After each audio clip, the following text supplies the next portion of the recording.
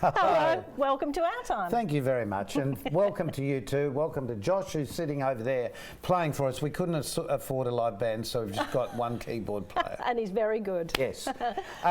Today's program is fascinating because... Well, Kimberly's on. We love having Kimberly Douglas on to talk to us about different ailments and diet all sorts. and things Nutrition. things that can happen to you. That's right. That can Also, be cured by going to somebody that can diagnose you properly. Yeah, that's right. Yes, and John Grokey's talking to us, or talking to Ken, in fact, today. Welcome back to Ken.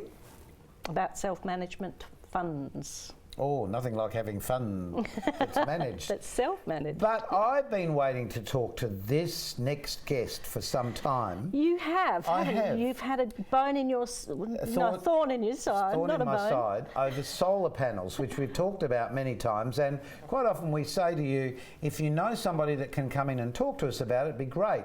And I found Finn Peacock. Welcome to the program, Welcome. Finn. Thank you. Now, Finn, just qualify yourself. Who did you used to work with?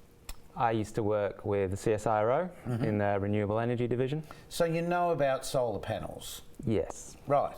I'd hope so. That's I wish we could just make them up in our home kitchen and whip them up on the roof. But because there's so much misinformation, I think, out there about solar panels, because people thought they were doing the right thing by buying solar panels and putting them on the roof.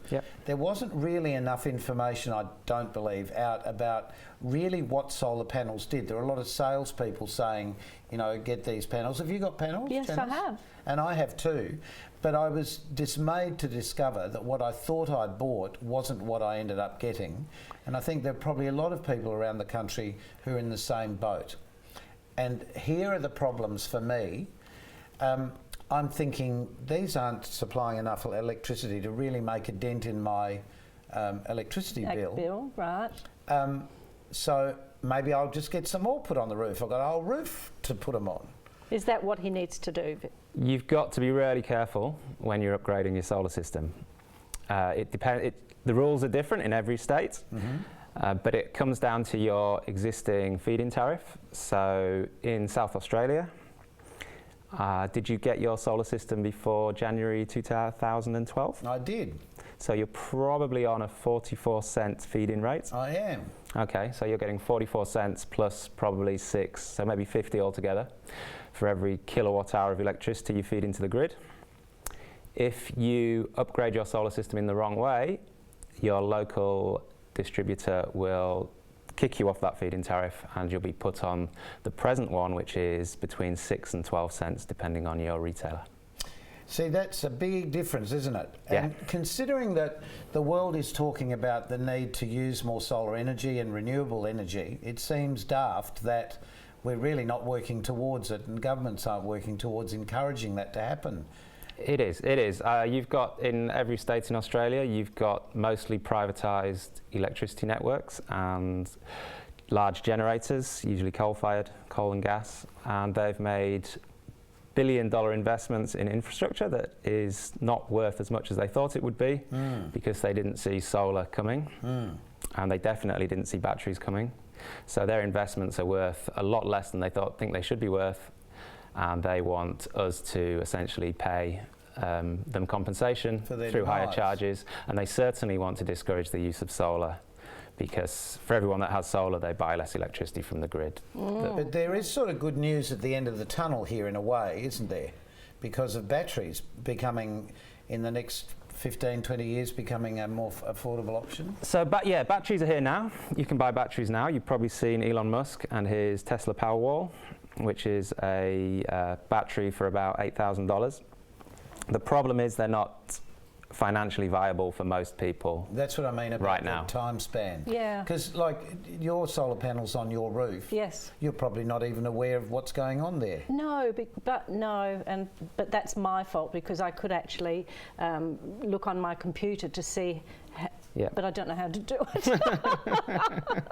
I should get him back and say, just come and explain that one to me again. Is that the problem though, Finn? Do you think, I mean, we're not experts in this field. We don't fully understand what it all was. We all thought we were doing the right thing. We're trying to save the planet.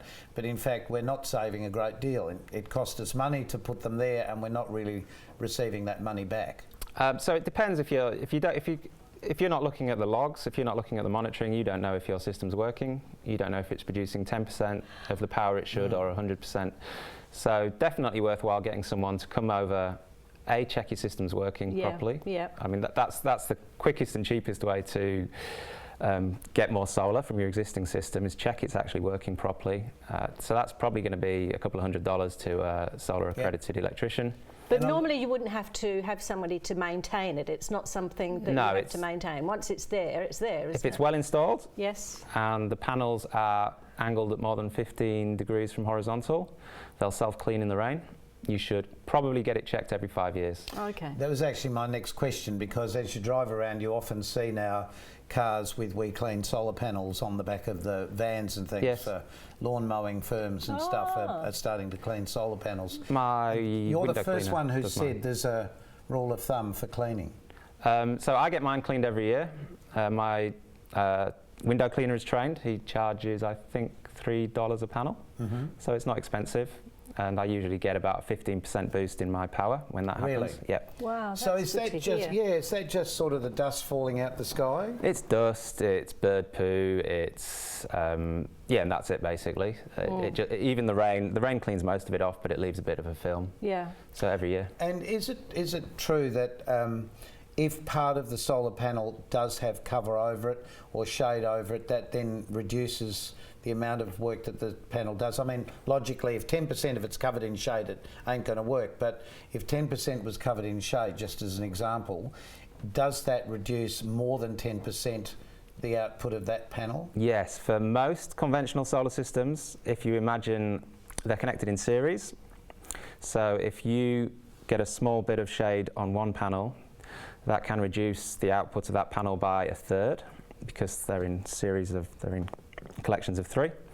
But it will generally reduce the power in every single panel in that string, because it's like standing on a hose. You're restricting the amount of current going through one panel, right. You restrict it through all the panels. So there are some smart designs that get around that, but I'd say probably 95% of the designs on roofs use big central DC inverters, and they generally have that problem. So yeah, keeping them clean is important. So when didn't know that. I honestly didn't know that. That's really interesting to hear. Yep. Exactly, and I only found this out before I contacted him to discover, to try and answer questions that I'm getting all negative answers wherever I'm asking, without actually saying, well, okay, we know the downside, but what's the upside? Is there an upside for the future? Well, my last power bill was $20 for the quarter. I've got a family of 5, and I run my business from my home. So if you do it right, it can be, and you combine it with a very energy efficient house, you can essentially live for almost nothing in terms of electricity. So it does have upsides, but as you said, there's a lot of misinformation out there. There's a lot of people that bought 4 or 5 years ago, they've got very small systems because the rebates were massively incentivized for you to buy those 1.5 kilowatt systems. We were, as a nation, I think, slightly conned, to be honest. Yes, I think that's fair. I think because the government rebates were so generous, that always attracts the cowboys, making a quick buck and then disappearing. So I don't know if your solar installers are still around. No. Yeah, so that's the a problem. company that did it went bankrupt. Yes. Yeah. And I think it was bought by somebody else. And I've had them out to have a look, to give me advice, but the advice was, well, just stay where you are, mate. Nothing you can do. And to me, that's not an answer. Well, I'm that's looking for an answer. They need to be a bit more creative than that. There are ways. There's usually ways around it. So the real question. You need a visit. You need a visit from someone who knows someone good. Yeah. I'll talk to you about that afterwards. but the reality is, the future, will we have roofs that are totally solar panelled? Is that where the investigation of the future is, do you think? Yes, so the price of solar panels has dropped 80% in the last 6 years, and it's still going down. So soon, solar panels are on a trajectory. They will be so cheap that every roof that gets sun will have solar, and it will be covered in solar. So what's the best way to find out advice? Is it just to get onto the websites and onto the internet, Google search to somebody local in your area? What's the best idea? You're all over the place, aren't you? So I own one of the most popular solar websites in Australia. We've got really good information on there that's vetted by me, who's a chartered electrical engineer. There is a lot of misinformation online, so I'm biased, but I'd say go to my website, find the search box. Okay. And your website is? It's solarquotes.com.au. Okay. Yep. Well, look, thank you so much, because that's answered a few questions. I think maybe a little down the track we'll get you back and talk about a few other things, because I'm sure you'll have some questions. Absolutely. And we would love to hear them. Facebook us and let us know. I've got a few more going on there. Exactly. Hey, Josh, why don't you play us out? Thank you so much. Thank you very much. You're welcome. Thank you.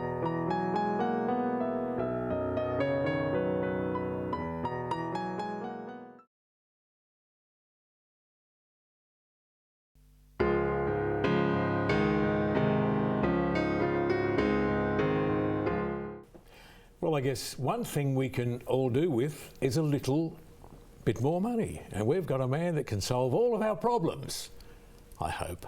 John Grokey. And John, of course, is a financial planner. And we're going to talk with John about self-managed funds. John, welcome. Thank you, Ken. Sounds self-explanatory, but there's probably a little bit more to self-managed funds than meets the eye. There certainly is. The title self-managed is something that people rarely do entirely themselves. No. They look for professional support. There would be some people who do. They're very enthusiastic about it, but generally people seek professional support and guidance. Well, you would have to if somebody said, righto, you go and manage your funds. You would have no idea where to start, what to do, what sort of funds to look at. So, when do you start? Which sort of people, what type of people do this? I think we're looking at people that like to be self-directed to some degree, people that like to have a bit more personal interest in their superannuation, and people that actually sometimes like to just have simple things in superannuation. Yeah. So people that are looking to take a bit more control. I would suggest though that it's not for everybody, and there's a point at which people wouldn't do it, and it might be that 300,000 is a cut-off point, because there's a certain cost to running your own fund, and doing that with a small amount of money can make it unnecessarily expensive. So unless you've got, say, $300,000, forget it. I think that's right. Yeah. You mentioned fees. How are they calculated? I think the fee part of it in the industry is a very interesting question, because a lot of fees are a percentage of the balance that someone's got in their account. And as their account gets bigger, the fee gets bigger. With a self-managed fund, or we often call it a family superannuation fund, a family superannuation fund has a fixed fee generally, which probably will be of the order of $5,000 to $7,000. Sometimes it'll be more depending on the complexity of the assets, but generally we say to people $5,500 to run your own fund. Therefore, it's a starting point. So all right, say you've got $500,000, you're going to be looking at saving a lot more money doing it the way we're talking about than just going for normal super. In essence, what you're looking for is that personal touch with your superannuation, and you're looking for the opportunity to economise in some way by setting up your own fund, or to have direct assets like shares or even property. Do you advise these people and try to dissuade them if they're going the wrong way? Because some people would have no idea, would they? They'd probably come with all sorts of highfalutin ideas that would be just totally impractical. We do have questions from people at times where they're enthusiastic about the idea, but they really don't have the asset base for it to be worthwhile, or they're trying to do something with their superannuation which is outside of the parameters of what they should be doing. A family superannuation fund or self-managed fund comes under the broad rules of superannuation, so there are some guidelines that people need to operate to be able to do it. And what are apart from saving the money, are there other benefits to managing your own funds? I think the other benefits that people see are that they've got much greater personal control over the assets, and that would be the significant thing. It might be that someone just wants to have a term deposit in their superannuation fund, but they can shop around to a different bank or institution, and that works. But you could do that yourself, surely. Would you need an expert to advise you there? No, you wouldn't, but the expertise comes in the structure of the fund, because there are, at the end of the day, the tax office are the supervisor of self-managed superannuation or family super funds, and therefore they are the ones who are going to check that you're following the appropriate rules and requirements for the fund. Okay.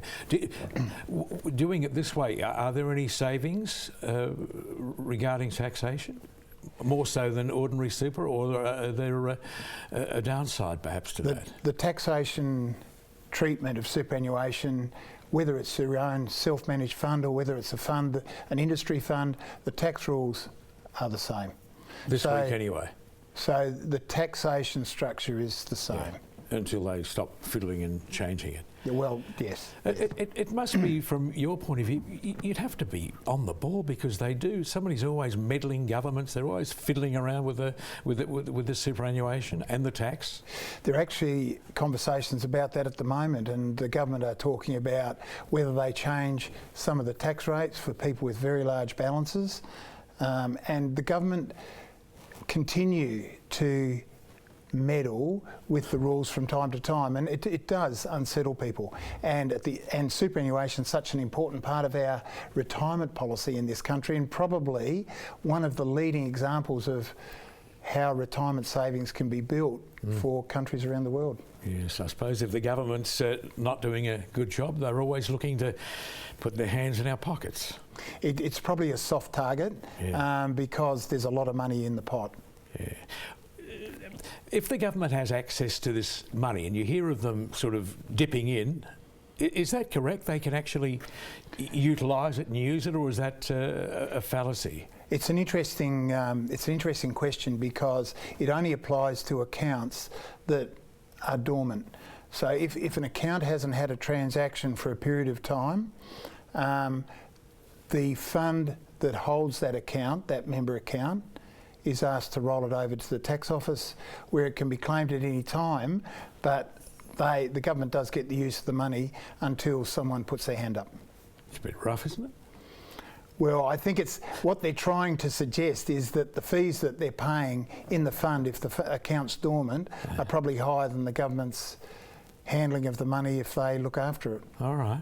John, if people have got the required amount, how do they go about getting advice? How do they go about setting up these funds? I think if people are interested, they would seek out a skilled financial planner who operates in the area of family superannuation funds, so someone who has some experience in that area, and then they would go through having a look at what they have and what the advantages or disadvantages might be in doing that, to see whether it really fits. Sure. How do you go about finding a reputable planner?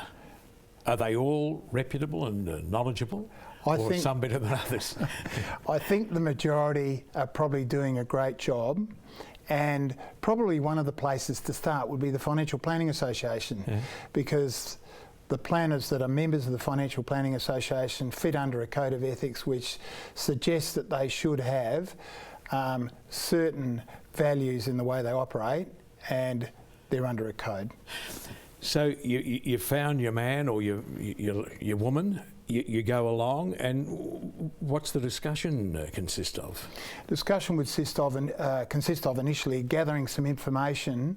The financial planner would gather some information to actually draw a picture of what that person or couple's position is at that time. Once they've got a picture of what that looks like, then they'll actually make some recommendations. They have to be in writing.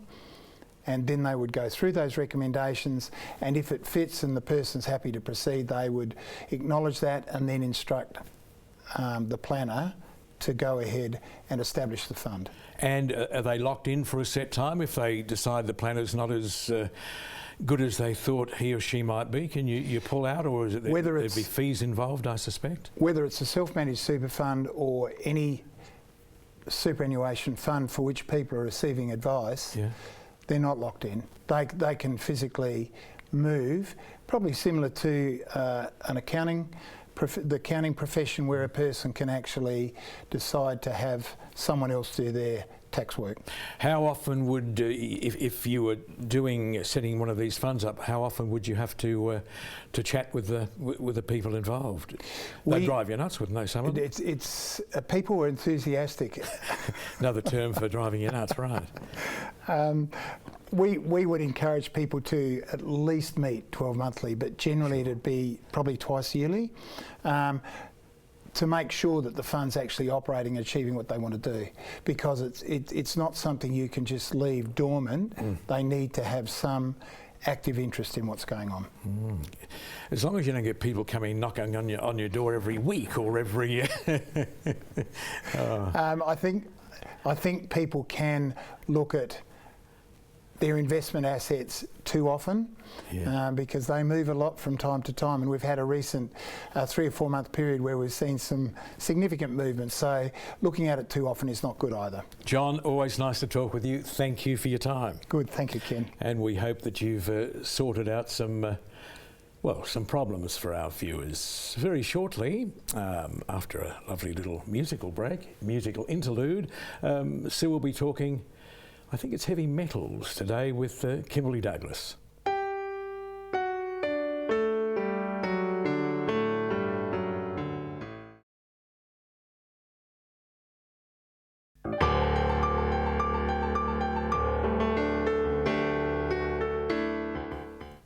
Hello everyone, one of my favourite sessions, talk with Kimberly Douglas, who is our nutritionist, and today we're going to talk about heavy metals in the body, which I think is something that for many years people didn't even worry about, but now we know you don't use aluminium saucepans and things like that. Is aluminium the main problem? Well, when you're talking heavy metals, it could be lead, mercury, cadmium, arsenic, titanium, aluminium, but if we just focused on aluminium, it's interesting we're seeing now this movement of people in their 60s who are getting things like Alzheimer's and dementia, and so many of them had exposures when they're aluminium cookware, you know, in their first 20 to 25 years of their life before they got married and left home, and maybe their very first wedding presents were aluminium saucepans and crock pots and things. You know, by the time most of them were 25, 30, they knew get rid of them. But we're now seeing damage was done. Because it's a fat soluble heavy metal, which means when you've ingested it, when all those years mum cooked the tomatoes in the crock pots, it leached the aluminium out. So if you had a heavy metal in your system, and so, you know, aluminium, lead, mercury, any of those, the biggest place that it's going to affect is the brain, because remember, they're fat soluble. The brain is nearly all fat. And so the first thing people are going to notice with any kind of heavy metal is poor concentration, poor memory. They're going to know their cognitive function. It's interesting because those things happen naturally, don't they, as we get older? So we kind of think, oh, this is just part of the ageing process, but it may be the heavy metals. It could be, and particularly also if you've been in an occupation where there's been lead exposure. So you may have been living with a smoker or been a smoker yourself, and so you're getting lead exposure. Also, if you've been a passive smoker, so lived with a smoker, you have more lead and more cadmium exposure to you than the person actually who was doing the smoking. So when you start looking at things like living with a smoker, maybe doing some house renovations with the old lead paint, maybe you grew up for the first 20, 30 years with aluminium cookware, and there's a range of other places we get heavy metals from, things like tuna, seafood, swordfish, very, very high deep mercury. Sea fish So deep sea fish are better for you. The shallow fish are the ones, and the scavenger fish that are ones going to have more heavy metals. When you collide a lot of those things together, that's when we're finding people are having the biggest impact. And that's the thing, our brains, we're trying to look after so much. Can we get rid of those things out of the system? You can. You have to be very careful how you move them. So you need to identify what you have. Mercury and lead and cadmium, arsenic, aluminium all have different treatments. And so depending on how you want to move a heavy metal, you need to make sure that their body is going to eliminate properly, that their liver can detoxify it properly. So different treatments for different heavy metals. But yes, you can absolutely get rid of heavy metals out of your system. And it doesn't take years. It can take months and be gone. Good, fantastic. Thanks so much for coming, and we've learned something more today. Jam-packed, I'd say. Thank you, Sue. Thank you, Susie. Yes, thank you. And nice to have you with us. It's lovely to catch up with you too, It is Malcolm. too. And you. Did you learn anything, Ken? No, I'm past learning, mate. I think my mind's, you know what it's like.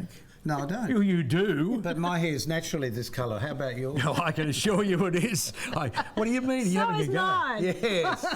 Is it? Stop it. Isn't it a joy to grow old? That's all we can say. Yes. Look, we'd love you to connect with us on Facebook. And for a lot of people, they say, what, you're talking about Facebook all What the is time. Facebook?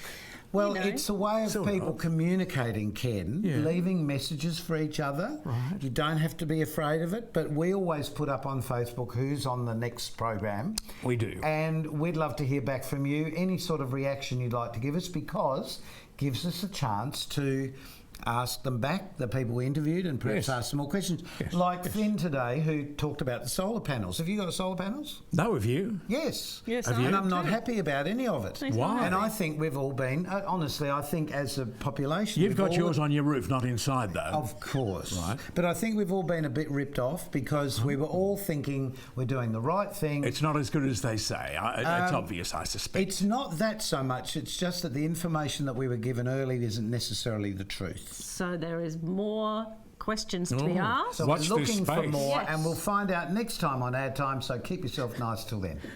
Bye.